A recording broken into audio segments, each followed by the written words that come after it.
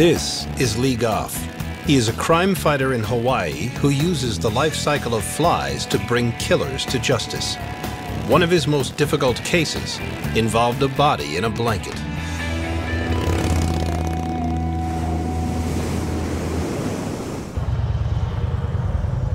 I was contacted by the police and the medical examiner and asked to go out to the North Shore and take a look at the body.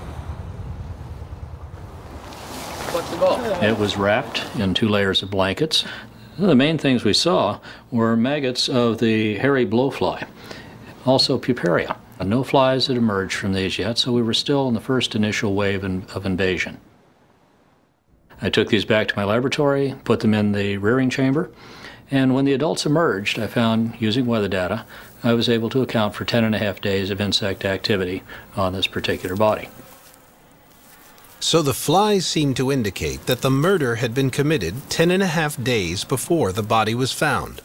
To find out if that was true, Lee had to take his work home with him.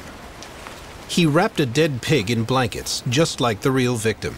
Timing was crucial in this case, because witnesses had heard the main suspect, the estranged husband, having a violent fight with his wife just 13 days before.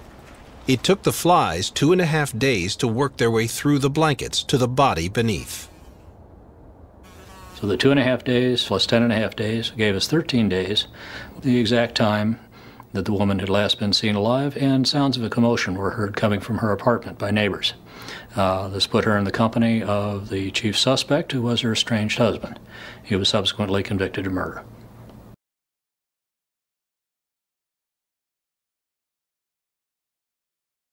Major funding for Nature is provided by Canon and by the 34 mile per gallon Ford Escape Hybrid.